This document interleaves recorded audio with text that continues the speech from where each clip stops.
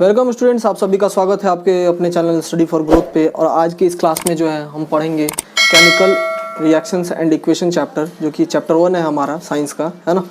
और इस चैप्टर के बारे में पहले हम जानेंगे कि इसमें हमें कौन कौन से टॉपिक्स को पढ़ना है। तो जैसा कि आप सभी जानते हैं, ये चैप्टर है हमारा केमिकल रिएक्शन एंड इक्वेशन। तो सबसे पहले तो हमको केमिकल रिएक्शंस के बारे में और केमिकल इक्वेशंस के बारे में पढ़ना ही है इस चैप्टर में। साथ ही साथ इसमें हमको बैलेंस्ड केमिकल इक्वेशंस के बारे में पढ़ना है ना। और हम ये भी पढ़ेंगे कि किसी भी केमिकल इक्वेशन को बैलेंस कैसे हम करते हैं। फिर उसके बाद हमको जो है इस चैप्टर में केमिकल रिएक्शंस, जो अलग अलग केमिकल रिएक्शंस हैं उनके बारे में पढ़ना है, जैसे combination reaction, decomposition reaction, single displacement reaction, double displacement reaction, है ना, oxidation reaction, precipitation reaction, neutralisation reaction, है ना। इन सभी के बारे में हमें इस चैप्टर में पढ़ना है। तो अभी हमने जाना कि कौन कौन से टॉपिक्स को जो है हमको इस चैप्टर में पढ़ना है। अब चलिए हम बारी बारी से एक एक टॉपिक को जो है पढ़ते हैं। तो चलिए अब हम पढ़ते हैं chemical reaction and equation chapter, है ना। इसमें सबसे पहले हम जानेंगे कि फिजिकल चेंज क्या होता है। तो जैसा कि आप सभी जानते हैं कि किसी भी ऑब्जेक्ट का जो फिजिकल प्रॉपर्टी में चेंज आता है। फिजिकल प्रॉपर्टी क्या होता है? तो उसका जो शेप है, साइज है ना, इन सभी को हम फिजिकल प्रॉपर्टी बोलते हैं। तो अगर इसमें जो चेंज आता है उसको हम फिजिकल चेंज बोलते हैं। अब किस किस चीज़ को हम बोलेंगे, कैसे चेंज को फिजिकल चेंज बोलेंगे? अगर कोई चीज़ मेल्ट हो रहा है, कोई चीज़ बॉयल हो रहा है ना, तो ये सब जो चेंजेज हैं, मेल्टिंग के चलते जो चेंज आता है, या बॉइलिंग के चलते, या कंडेंस होने के चलते जो चेंज आता है, उसको हम फिजिकल चेंज बोलते हैं। चलिए इसे और अच्छे एग्जांपल से मैं आपको समझाता हूँ। जैसे अगर मान लीजिए कि आइस है ना, बर्फ़ है, अगर उसे हम गर्म करेंगे या नॉर्मल रूम टेम्परेचर पर रखेंगे तो वो धीरे धीरे क्या होगा, मेल्ट होना चालू होगा। और वो सॉलिड से, जब आइस है तो वो सॉलिड स्टेट में है, सॉलिड से क्या होगा, वो लिक्विड स्टेट में, वाटर में चेंज हो जाएगा। तो ये भी एक चेंज हुआ, है ना, आइस से लिक्विड वाटर में। तो ये जो चेंज हुआ, इसमें क्या हुआ, उसका फिजिकल स्टेट जो है वो चेंज हुआ है। तो इसको हम मेल्टिंग को इसलिए फिजिकल चेंज बोलते हैं। इसी तरह से बॉइलिंग होता है। बॉइलिंग में क्या होता है कि वाटर होता है, लिक्विड होता है, उसको जब हम हीट करते हैं, उसको बॉइलिंग पॉइंट तक हीट करते हैं, तो होता क्या है कि बॉयल होकर वो जो है वेपराइज होना चालू होता है और वो गैसियस स्टेट में चेंज होना चालू होता है। और जैसे कि अगर हम पानी को गर्म करें तो गर्म होकर वो क्या होगा, वेपर में चेंज होगा, तो वो लिक्विड से गैस में चेंज हो जाएगा। तो ये बॉयल जो है वो भी एक फिजिकल चेंज है। साथ ही साथ कंडेंसेशन क्या होता है? तो जैसा आप सभी जानते हैं कि जब पानी भाप बनता है और भाप बन के एटमॉस्फेयर में जाता है ना, तो क्लाउड्स के फॉर्म में रहता है। और जब ठंडा हवा बहता है, ब्लो होता है, तो वो क्या होता है, बारिश के फॉर्म में नीचे गिरता है। तो वो वेपर से जब बारिश होता है तो लिक्विड में चेंज होता है। तो इस प्रोसेस को हम कंडेंसेशन बोलते हैं। और ये भी प्रोसेस जो है ये एक फिजिकल चेंज होता है। फिजिकल चेंज में जो है सब्सटेंस का कोई भी जो है आइडेंटिटी में चेंज नहीं आता है, सब्सटेंस चेंज नहीं होता है, बस उसका स्टेट में चेंज आता है या शेप में चेंज आता है। ठीक है, तो ये था फिजिकल चेंज। चलिए स्टूडेंट्स, अब हम जानेंगे कि केमिकल चेंज क्या होता है। तो केमिकल चेंज में सबसे पहले क्या होता है कि आपको पता है कि कोई भी जो सब्सटेंस होता है उसमें जो एटम्स या मॉलिक्यूल्स होते हैं वो एक दूसरे से अटैच्ड कैसे रहते हैं, वो बॉन्ड के हेल्प से अटैच रहते हैं। तो जब भी कोई केमिकल चेंज होता है ना, तो उसमें बेसिकली जो भी रिएक्टेंट्स होता है, रिएक्टेंट्स मतलब कि जो केमिकल चेंज में इन्वॉल्व होता है, उसमें जो एटम्स होता है वो रीअरेंज होता है, मतलब कि अरेंजमेंट में उसका चेंज आता है। पहले जिस तरह से है और केमिकल चेंज होने के बाद से जो अरेंजमेंट होता है एटम्स का या मॉलिक्यूल्स का, वो चेंज हो जाता है, इसलिए हम उसको केमिकल चेंज बोलते हैं। फिर इसमें होता क्या है कि जो बॉन्ड होता है ना एटम्स के बीच का, सब्सटेंस के एटम्स के बीच का जो बॉन्ड होता है वो ब्रेक होता है और नया तरह का बॉन्ड का फॉर्मेशन होता है केमिकल चेंज में। फिर तीसरा जो है केमिकल चेंज में क्या होता है कि जो रिएक्टेंट्स है, रिएक्टेंट्स मतलब कि जो पहले है, केमिकल रिएक्शन से पहले का चीज़ सब्सटेंस और केमिकल रिएक्शन के बाद का सब्सटेंस, इन सब के प्रॉपर्टी में जो है चेंज आ जाता है। रिएक्टेंट का प्रॉपर्टी कुछ और होता है और प्रोडक्ट का प्रॉपर्टी कुछ और होता है। तो ये कुछ मेन पॉइंट्स था जो कि केमिकल चेंज को डिस्क्राइब करता है। इसे एक अच्छे एग्जांपल से हम समझ सकते हैं। जैसे मान लीजिए कि आयरन है, लोहा है ना। अगर हम लोहे को लंबे समय तक, आप जो जानते हैं कि अगर बाहर एटमॉस्फेयर में ऐसे खुले में छोड़े अगर हम, बिना उसे पेंट किए हुए, बिना ग्रीस किए हुए, तो होता क्या है कि वो एटमॉस्फेयर के कांटेक्ट में आके, ऑक्सीजन और वाटर के कांटेक्ट में आके वो होता क्या है कि जंग लगना, रस्ट होना चालू हो जाता है। तो ये जो चेंज है ये एक बेसिकली केमिकल चेंज है। या अगर हम बोलें कि अगर हम पेपर को लें, पेपर में आग लगा दें, तो पेपर क्या होता है, आग लगने में वो बेसिकली नॉर्मल पेपर होता है और कोई भी जो सब्सटेंस होता है ना उसमें कार्बन कुछ अमाउंट में होता है। तो अगर मान लें कि पेपर में कुछ कार्बन है अमाउंट उसमें, तो जब हम उसको जलाते हैं तो जलने के बाद क्या मिलता है हमको, राख मिलता है, एसेस और स्मोक मिलता है। तो जब वो कार्बन था और कार्बन के साथ जब जलता है कोई भी चीज़ तो ऑक्सीजन उसमें कंबाइन होता है। तो कार्बन के साथ वो कंबाइन होकर जो भी सब्सटेंस को हम जलाते हैं तो क्या होता है, कार्बन डाइऑक्साइड गैस में कन्वर्ट हो जाता है। तो ये भी एक केमिकल चेंज होता है जब भी हम किसी चीज़ को जलाते हैं। और आयरन वाला मैंने आप सभी को समझा ही दिया। अब हम समझेंगे कि केमिकल इक्वेशंस क्या होते हैं। तो जैसा कि आप सभी जानते हैं कि जो भी केमिकल रिएक्शन होता है उसमें अलग अलग रिएक्टेंट्स इन्वॉल्व होते हैं। अब रिएक्टेंट्स क्या हो सकता है, तो रिएक्टेंट्स एलिमेंट्स हो सकते हैं, कंपाउंड हो सकते हैं। और रिजल्ट के फॉर्म में क्या होता है, रिएक्शन जब होता है केमिकल रिएक्शन तो रिजल्ट के फॉर्म में क्या होता है, हमारे पास कुछ प्रोडक्ट्स मिलते हैं। ये प्रोडक्ट्स क्या हो सकता है, तो product in the form of element हो सकता है, product in the form of compound हो सकता है। ओके, तो जब कभी भी किसी रिएक्शन में जो रिएक्टेंट्स या प्रोडक्ट्स होते हैं उन सभी के सिंबल से जब हम उनको रिप्रेजेंट करते हैं तो उसको जो है हम केमिकल इक्वेशन बोलते हैं। और केमिकल इक्वेशन का कुछ कैरेक्टरिस्टिक्स होता है, कुछ उसका प्रॉपर्टी होता है। क्या प्रॉपर्टी होता है, तो केमिकल इक्वेशन जब भी हम किसी रिएक्शन का लिखते हैं तो उसमें हम लेफ्ट साइड में जो है जो भी रिएक्टेंट्स होते हैं उनको प्लस के साइन के साथ लिखते हैं। अगर मान लो जैसे मैंने आपसे अभी बताया कि आयरन है, आयरन का जो सिंबल होता है आप लोग जानते होंगे कि Fe होता है ना। और जब उसमें रस्ट होता है तो रस्ट होने के लिए वो ऑक्सीजन के कांटेक्ट में जब आता है तो रस्ट होता है, तो ऑक्सीजन O2 है ना, ऑक्सीजन गैस को हम O2 से डिनोट करते हैं। तो Fe प्लस O2 रिएक्टेंट है ये दोनों, तो Fe प्लस O2 हम लिखेंगे रिएक्टेंट में, और जो राइट साइड होगा उसमें हम प्रोडक्ट लिखेंगे। तो रस्ट लगने के बाद आयरन जो है उसका केमिकल फार्मूला हो जाता है Fe3O4 है ना। तो Fe3O4 जो हो जाता है फेरस ऑक्साइड बेसिकली, तो ये प्रोडक्ट हो गया हमारा। तो इसे हम राइट साइड में लिखते हैं और रिएक्टेंट और प्रोडक्ट के बीच में जो है हम एक एरो देते हैं, और ये जो एरो का हेड होता है ना वो हमारा प्रोडक्ट के साइड में होता है, और ये हमें बताता है कि रिएक्शन किस डायरेक्शन में हो रहा है ना। एरो जो प्रोडक्ट के साइड में होता है इसका मतलब बताता है कि रिएक्टेंट जो है Fe plus O2 gives Fe3O4, ये हमें बताता है कि रिएक्शन Fe प्लस O2 से Fe3O4 की तरफ हो रहा है। That means Fe plus O2 मिलकर Fe3O4 बना रहा है। तो ये बेसिकली तीन प्रॉपर्टी जो है ये किसी भी केमिकल इक्वेशन का जो है खासियत होता है। लेफ्ट साइड में रिएक्टेंट्स को प्लस के साइन के साथ लिखा जाता है जितने भी रिएक्टेंट्स होंगे, और राइट साइड में प्रोडक्ट्स को लिखा जाता है प्लस के साइन के साथ, बीच में एरो होता है और एरो का जो हेड होता है वो प्रोडक्ट के साइड में होता है। अब इसके बाद जो है हम कुछ अलग अलग तरह के केमिकल इक्वेशंस के बारे में जानेंगे। तो जो सबसे पहला हमारा केमिकल इक्वेशन है वो है स्केलेटल केमिकल इक्वेशन। अब स्केलेटल केमिकल इक्वेशन क्या होता है, तो ऐसा केमिकल इक्वेशन जिसमें कि हम जो रिएक्टेंट्स और प्रोडक्ट्स को जो है सिर्फ उनके केमिकल उसके सिंबल से रिप्रेजेंट कर देते हैं, है ना। उसमें हम ये नहीं देखते हैं कि उनका नंबर ऑफ एटम्स, रिएक्टेंट्स में कितना एटम था, है ना, अलग अलग एलिमेंट का नंबर ऑफ एटम क्या था, या कंपाउंड के कितने नंबर ऑफ मॉलिक्यूल्स थे, इसको हम नहीं देखते हैं। और प्रोडक्ट्स में कितने था इसको हम ध्यान में रखते हैं। सिर्फ हम जो है जो भी केमिकल रिएक्शन में इन्वॉल्व होते हैं एलिमेंट्स या कंपाउंड्स, उनके बस सिंबल से जब हम रिप्रेजेंट कर देते हैं तो उसको जो है हम स्केलेटल केमिकल इक्वेशन बोलते हैं। जैसे कि आप लोग देख सकते हैं पीछे कि जैसा अगर मान लीजिए कि मैग्नीशियम रिबन को अगर हम एयर में बर्न करते हैं तो वो जो है उसका रिएक्शन जो होगा वो इक्वेशन जो होगा कुछ इस तरह से होगा, Mg plus O2 gives MgO। तो इसमें जो है सिर्फ हमने क्या किया है, Mg मैग्नीशियम का सिंबल है और O2 ऑक्सीजन का सिंबल है, तो दोनों के सिंबल को हमने लिख दिया। राइट साइड में प्रोडक्ट हमारा आ रहा है मैग्नीशियम ऑक्साइड। जब भी हम रिबन जलाते हैं मैग्नीशियम रिबन तो Mg मैग्नीशियम ऑक्साइड मिलता है हमको, वो राइट साइड में है। इसमें हमने ये नहीं देखा कि लेफ्ट साइड में कितने नंबर्स थे एटम्स के, अलग अलग एलिमेंट्स के नंबर ऑफ एटम्स, और राइट साइड में कितने थे उसको हमने अभी ध्यान में नहीं रखा। दूसरा जो हमारा केमिकल इक्वेशन होता है वो होता है balanced chemical equation. Balanced chemical equation क्या होता है कि इसमें जो है ना हम ये भी ध्यान में रखते हैं, सिंबल्स तो हम रिप्रेजेंट करते ही अलग अलग एलिमेंट्स या कंपाउंड्स को के मॉलिक्यूल्स के सिंबल को तो लिखते हैं, साथ ही साथ हम ये भी ध्यान में रखते हैं कि जो रिएक्टेंट के साइड में अलग अलग एलिमेंट्स हैं उनका नंबर ऑफ एटम्स और जो प्रोडक्ट के साइड में एलिमेंट्स हैं उनका नंबर ऑफ एटम्स दोनों साइड इक्वल रहना चाहिए। इसी को हम बैलेंस्ड केमिकल इक्वेशन बोलते हैं। जैसे कि अगर अभी मैंने आपको बताया एक केमिकल इक्वेशन के बारे में, Mg plus O2 gives MgO, ये एक स्केलेटल केमिकल इक्वेशन है। अगर इसे हमें बैलेंस्ड करना है तो हमें क्या करना पड़ेगा, तो हम देख सकते हैं क्लियरली कि लेफ्ट साइड में जो है Mg एक है और ऑक्सीजन का 2 एटम है O2। राइट साइड में क्या है कि राइट साइड में जो है हमारे पास MgO है, मैग्नीशियम एक है लेकिन ऑक्सीजन भी एक ही है। लेफ्ट साइड में अब डिफरेंस कहाँ आ रहा है, दोनों साइड में मैग्नीशियम का नंबर सेम है लेकिन ऑक्सीजन जो है लेफ्ट साइड में एक ज़्यादा है राइट साइड के कंपेयर में।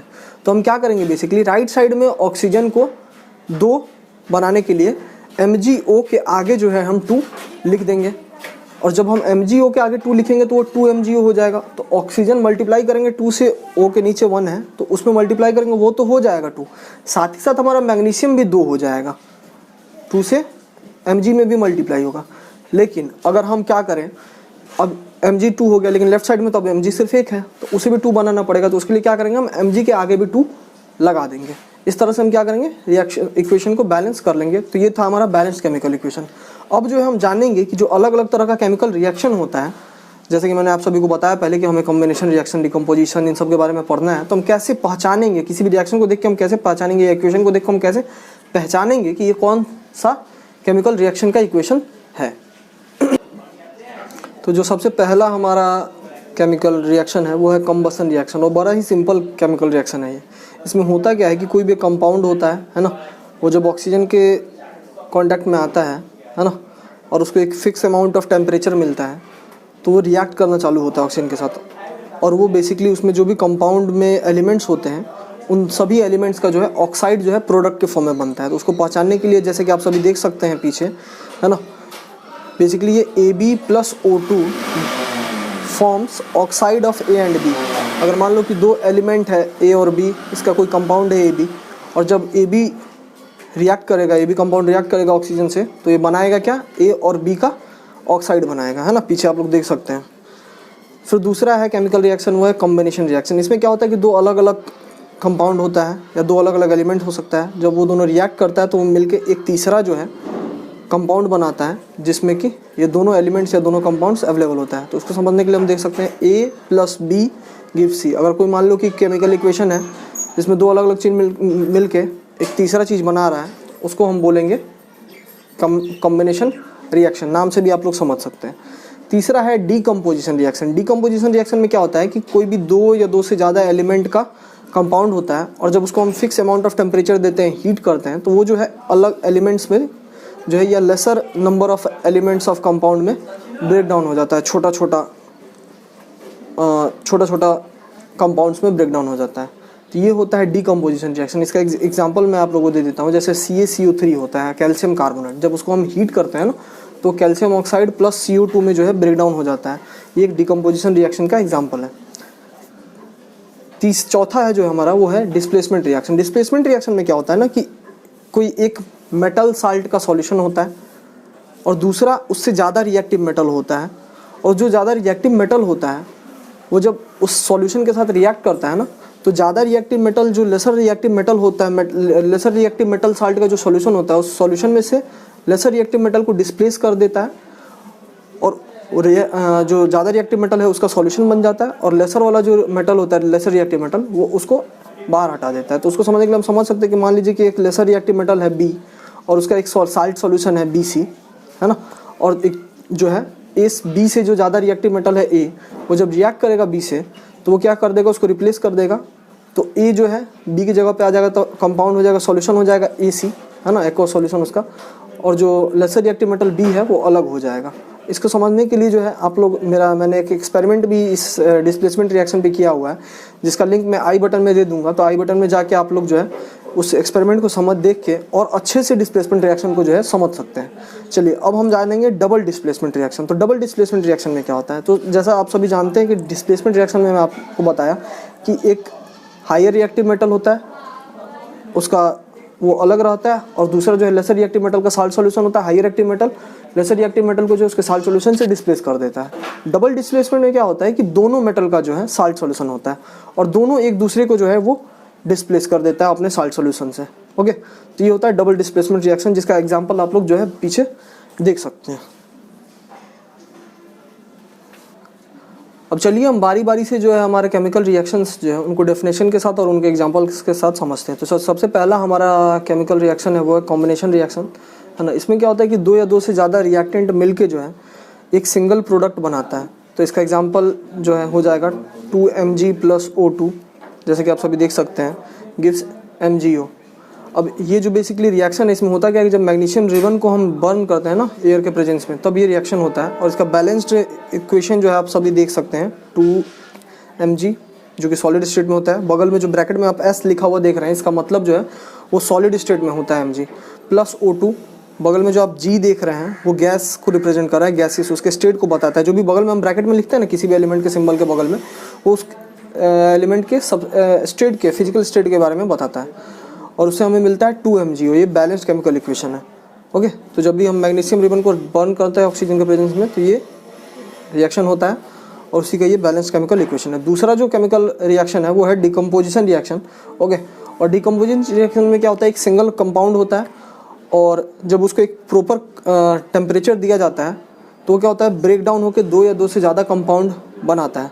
इसका एग्जाम्पल होगा FeSO4 जो कि सॉलिड स्टेट में होता है, और जब उसको हम हीट करते हैं, ये जो ऊपर एरो के ऊपर आप जो ट्रायंगल का शेप देख रहे हैं उसे हम डेल्टा का सिंबल बोलते हैं, और डेल्टा का मतलब होता है कि हीट करना, है ना, ये हीट को रिप्रेजेंट करता है। तो जब हीट करते हैं तो जो FeSO4 होता है वो बेसिकली Fe2O3 प्लस SO3 और प्लस SO2, इसमें ये ब्रेक डाउन हो जाता है। ओके, तो इसमें क्या हो रहा है कि एक सिंगल कंपाउंड FeSO4 जो है 3 कंपाउंड्स में Fe2SO3 plus SO2 plus SO3 में ब्रेक डाउन हो रहा है, जिसमें FeSO4 जो है सॉलिड स्टेट में था, और जब उसे हमने हीट किया तो Fe2O3 जो है वो सॉलिड स्टेट में है, बाकी SO2 और SO3 जो है ये गैसेस स्टेट में, ये गैसेस होते हैं। तो ये था हमारा डिकम्पोजिशन रिएक्शन का एग्जाम्पल। तीसरा जो हमारा होता है तीसरा जो हमारा वो डिस्प्लेसमेंट रिएक्शन होता है। तो चलिए उसके बारे में भी हम जानते हैं। तो डिस्प्लेसमेंट रिएक्शन जैसा कि मैंने आप लोगों को पहले भी बताया, उसमें होता क्या है कि एक ज़्यादा रिएक्टिव मेटल होता है और दूसरा एक लेसर रिएक्टिव मेटल होता है, और लेसर रिएक्टिव मेटल का साल्ट सॉल्यूशन होता है। जब हम लेसर रिएक्टिव मेटल के साल्ट सॉल्यूशन में जो है हायर रिएक्टिव मेटल को डालते हैं, तो वो हायर रिएक्टिव मेटल क्या करता है, उसके साल्ट सॉल्यूशन से लेसर मेटल के साल्ट सॉल्यूशन से जो है लेसर रिएक्टिव मेटल को डिस्प्लेस कर देता है, हटा देता है, उसके जगह पे खुद चला जाता है। तो इसका इक्वेशन आप लोग देख लेंगे, Fe प्लस ZnSO4 जो है उससे हमें मिलता है FeSO4 प्लस Zn। इसका एक और एग्जांपल समझ लें, Fe plus USO4 gives FeSO4 plus Cu। इसमें बेसिकली ये दोनों रिएक्शन में क्या हो रहा है कि एक में तो पहला वाला जो मैंने आपको बताया उसमें ZnSO4 जो है उसका साल्ट सॉल्यूशन है, और जिंक जो है वो आयरन से लेस रिएक्टिव होता है। तो जब उसमें हम Fe डालते हैं तो Fe क्या करता है, जिंक को डिस्प्लेस कर देता है, जिससे कि हमें मिल जाता है FeSO4 प्लस Zn। तो जो ZnSO4 को है जो है उसमें से ZnSO4 में से Fe जो है डिस्प्लेस कर देता है। दूसरा रिएक्शन जो आपको इक्वेशन मैंने अभी बताया वो है Fe प्लस CuSO4। तो दूसरे वाले में जो है कॉपर का साल्ट सॉल्यूशन है, और जब उसमें हम आयरन नील डालते हैं या आयरन डालते हैं तो आयरन क्या करता है, कॉपर को डिस्प्लेस करके जो है खुद वहाँ पे चला जाता है, और कंपाउंड जो बन जाता है वो होता है FeSO4 प्लस Cu डिस्प्लेस होकर अलग हो जाता है। इसको अच्छे से समझने के लिए जैसा कि मैंने बताया था, मेरा एक एक्सपेरिमेंट है इस पर, वो आप ज़रूर देख लें ताकि आपको आसानी में समझ में आ जाए। यहाँ पे आई बटन पे आ रहा होगा, उसे क्लिक करके देख लेंगे आप लोग। अब जो हम डबल डिस्प्लेसमेंट रिएक्शन के बारे में जानेंगे, तो डबल डिस्प्लेसमेंट रिएक्शन का डेफिनेशन क्या बोलता है, बोलता है aqueous solution of two ionic compounds react by exchange of their ions is called the double displacement reaction. अब इसको मैं आप सभी को समझाता हूँ, इसका मतलब क्या है। इसका मतलब है कि जब कभी भी दो आयनिक कंपाउंड्स का, आयनिक कंपाउंड मतलब ऐसा कंपाउंड जिसको जब हम वाटर में डिसॉल्व करें तो आयन में डिसोसिएट हो जाए, ऐसे कंपाउंड का जो सॉल्यूशन होता है ना, एक्वस सॉल्यूशन, पानी में घुला हुआ सॉल्यूशन, तो वो जब एक दूसरे से रिएक्ट करता है तो उसमें जो आयंस होता है ना वो एक दूसरे के साथ एक्सचेंज हो जाता है, दोनों का आयंस एक दूसरे के साथ एक्सचेंज हो जाता है ना। इस तरह के रिएक्शन को हम डबल डिस्प्लेसमेंट रिएक्शन बोलते हैं। इसका एग्जांपल आप लोग समझेंगे, जो यहाँ पे आपके सामने आ भी रहा होगा, डेफिनेशन भी आ रहा होगा आपका, वो भी आ रहा होगा। तो इसका एग्जांपल है कि जब BaCl2 का एक्वस सॉल्यूशन जो है Na2SO4 के एक्वस सॉल्यूशन से रिएक्ट करता है, तो जो Ba जो है वो Na2 को रिप्लेस करके SO4 के साथ चला जाता है, तो कंपाउंड बन जाता है BaSO4, और जो Cl2 है वो Na के साथ कंपाउंड बना लेता है NaCl। तो ये हो गया एक एग्जांपल। दूसरा एग्जांपल एक और देख सकते हैं आप लोग। दूसरा जो होता है वो होता है PbNO3 twice plus 2Ki gives PbI2 plus 2KNO3। इसमें हो क्या रहा है, इसमें हो रहा है बेसिकली Pb जो है लेड वो आयोडीन के साथ मिलकर PbI बना ले रहा है, और जो पोटेशियम है वो वो जो है NO3 के साथ मिलकर KNO3 पोटेशियम नाइट्रेट बना ले रहा है। तो ये जो था हमारा डबल डिस्प्लेसमेंट रिएक्शन का डेफिनेशन था और एग्जांपल था। अब जो हम ऑक्सीडेशन रिएक्शन के बारे में जानेंगे, तो ऑक्सीडेशन रिएक्शन बेसिकली क्या होता है। ऑक्सीडेशन रिएक्शन जो हमारा होता है ना, उसमें जब भी कोई सब्सटेंस ऑक्सीजन के कांटेक्ट में आके या तो ऑक्सीजन गेन करता है, या अगर उस कंपाउंड में ऑलरेडी अगर हाइड्रोजन है और वो हाइड्रोजन को किसी कारण से लूज़ करता है, तो इस तरह के रिएक्शन को जो हम ऑक्सीडेशन रिएक्शन बोलते हैं। मतलब कि या तो कोई अगर कंपाउंड ऑक्सीजन गेन करे या हाइड्रोजन लूज़ करे, दोनों में से अगर कुछ भी होता है तो उस रिएक्शन को जो है हम ऑक्सीडेशन रिएक्शन बोलते हैं। तो इसका एक एग्जांपल आप लोग देख लेंगे, जैसे कि अभी मैंने एक इक्वेशन आप लोगों को बताया, Mg + O2 गिव्स MgO। इसमें हो क्या रहा है, मैग्नीशियम को जब मैग्नीशियम रिबन को हम बर्न करते हैं ऑक्सीजन के प्रेजेंस में, तो वो मैग्नीशियम ऑक्साइड में कन्वर्ट हो जाता है। तो मैग्नीशियम में बेसिकली ऑक्सीजन आ जाता है, गेन कर लेता है, मैग्नीशियम ऑक्साइड बना लेता है। तो क्योंकि ऑक्सीजन उसमें ऐड हो रहा है तो हम बोल सकते हैं कि मैग्नीशियम का ऑक्सीडेशन हो रहा है। तो ये ऑक्सीडेशन रिएक्शन का एग्जांपल है। उसके बाद 6th नंबर जो हमारा रिएक्शन है वो है reduction reaction. Reduction reaction just oxidation का अपोजिट होता है। इसमें जस्ट क्या होता है कि कोई कंपाउंड या तो ऑक्सीजन को लूज करे या हाइड्रोजन को गेन करे। ऑक्सीडेशन में क्या होता है, या तो ऑक्सीजन को गेन करे या हाइड्रोजन को लूज करे। रिडक्शन में जस्ट इसका अपोजिट होता है, या तो ऑक्सीजन को लूज करे या हाइड्रोजन को गेन करे। तो अब हम उस रिएक्शन को जो है रिडक्शन रिएक्शन बोलते हैं। इसका एग्जांपल हम लोग देख सकते हैं कि जब कॉपर ऑक्साइड में, ठीक है, हाइड्रोजन के साथ हम रिएक्ट करवाते हैं तो कॉपर जो है वो ऑक्सीजन को लूज कर देता है और हाइड्रोजन जो ऑक्सीजन को गेन कर लेता है और hydrogen, copper plus hydrogen oxide basically water जो है वो बनता है। तो इसमें हो क्या रहा है, कॉपर जो है ऑक्सीजन था उसके पास, वो ऑक्सीजन को लूज कर रहा है। तो क्योंकि कॉपर ऑक्सीजन को लूज कर रहा है तो हम बोल सकते हैं इस रिएक्शन में जो है कॉपर का रिडक्शन हो रहा है। तो ये था हमारा रिडक्शन रिएक्शन। अगला जो है हमारा है रिडॉक्स रिएक्शन। रिडॉक्स रिएक्शन क्या होता है, तो ऐसा कोई भी रिएक्शन जिसमें ऑक्सीडेशन और रिडक्शन दोनों एक साथ होता हो। ऑक्सीडेशन आपने देखा क्या होता है, रिडक्शन अभी हमने जाना है क्या होता है। अब जब ये दोनों एक साथ होता है किसी रिएक्शन में, ऑक्सीडेशन और रिडक्शन साइमल्टेनियसली, तब हम उस रिएक्शन को जो है रिडॉक्स रिएक्शन बोलते हैं। जैसे इसका मैं एग्जांपल दूं आप सभी को, तो जैसा कि अभी मैंने आपको बताया कि Cu, ये जो सेम एग्जांपल जो है रिडक्शन का वाला एग्जांपल वो रिडॉक्स रिएक्शन में भी हो जाएगा। Copper oxide plus H2 gives copper plus hydrogen oxide. इसमें हो क्या रहा है, कॉपर जो ऑक्सीजन को लूज कर रहा है लेकिन हाइड्रोजन क्या कर रहा है, ऑक्सीजन को गेन कर रहा है। तो हम बोल सकते हैं कि कॉपर का तो रिडक्शन हो रहा है लेकिन हाइड्रोजन का क्या हो रहा है, H2 का क्या हो रहा है, ऑक्सीडेशन हो रहा है, क्योंकि वो ऑक्सीजन को गेन कर रहा है। देख सकते हैं आप रिएक्शन में। तो यहाँ पे ऑक्सीडेशन और रिडक्शन दोनों एक साथ हो रहा है, तो इसलिए हम बोल सकते हैं कि ये रिडॉक्स रिएक्शन है। अब 8th नंबर जो हमारा वो रिएक्शन है वो है एक्सोथर्मिक रिएक्शन। एक्सोथर्मिक रिएक्शन क्या होता है, तो ऐसा कोई भी रिएक्शन जिसमें किसी भी फॉर्म में जो है हीट या एनर्जी रिलीज हो, या तो लाइट के फॉर्म में या साउंड के फॉर्म में, है ना, किसी भी फॉर्म में एनर्जी रिलीज हो, उस रिएक्शन को जो हम एक्सोथर्मिक रिएक्शन बोलते हैं। इसका एग्जांपल आप लोग समझ सकते हैं, कार्बन प्लस ऑक्सीजन जब रिएक्ट करता है तो कार्बन डाइऑक्साइड मिलता है और हीट मिलता है। ये बेसिकली एक कंबशन रिएक्शन का एग्जांपल है कि जब भी किसी चीज़ को हम जलाते हैं ऑक्सीजन के प्रेजेंस में तो कार्बन डाइऑक्साइड गैस मिलता है और साथ ही साथ हीट भी हमको मिलता है। तो ये एक एक्सोथर्मिक रिएक्शन का एग्जांपल है। अब हम अगला जो है रिएक्शन देखेंगे नंबर 9, वो है इंडोथर्मिक रिएक्शन। अब इंडोथर्मिक क्या होता है, तो एक्सोथर्मिक का जस्ट अपोजिट होता है, नाम से आप लोग सुन के समझ सकते हैं। तो इंडोथर्मिक में क्या होता है, ऐसा कोई भी रिएक्शन जिसमें हम हीट देते हैं, रिएक्शन को होने के लिए हमको हीट देना पड़ता है, उसे हम जो है इंडोथर्मिक रिएक्शन बोलते हैं। ओके, तो इंडोथर्मिक रिएक्शन का बहुत सारा एग्जांपल हो सकता है। एक एग्जांपल जो है आप लोग यहाँ पे देख सकते हैं। अगला जो है हमारा वो है 10th नंबर, वो है न्यूट्रलाइजेशन रिएक्शन। न्यूट्रलाइजेशन रिएक्शन में क्या होता है, तो जब कभी भी एसिड और बेस आपस में रिएक्ट करता है, ठीक है, तो प्रोडक्ट के फॉर्म में साल्ट बनता है और वाटर बनता है, ठीक है। तो ये रिएक्शन जो होता है उसको हम न्यूट्रलाइजेशन रिएक्शन बोलते हैं।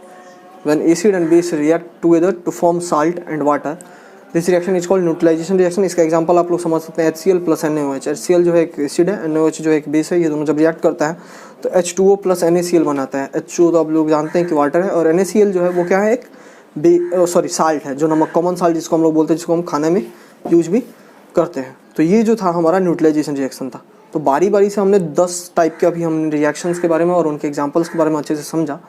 तो इस वाले वीडियो के लिए, ताकि वीडियो ज़्यादा लंबा ना हो, इतना ही हम जानेंगे। बाकी का जो आगे का टॉपिक्स है हम अगले वीडियो में समझेंगे। तो अगर ये वीडियो आप लोगों को अच्छा लगा हो तो मेरे इस वीडियो नहीं है, और साथ ही साथ आप लोग नोटिफाइड भी रहेंगे। तो इसलिए चैनल को सब्सक्राइब करना बिल्कुल भी ना भूलें, क्योंकि इस तरह के जो जितने भी टॉपिक्स पे मैं वीडियो जो है अपलोड करता रहता हूँ, साथ ही साथ मैं बहुत सारे इंटरेस्टिंग एक्सपेरिमेंट्स भी अपलोड करता हूँ।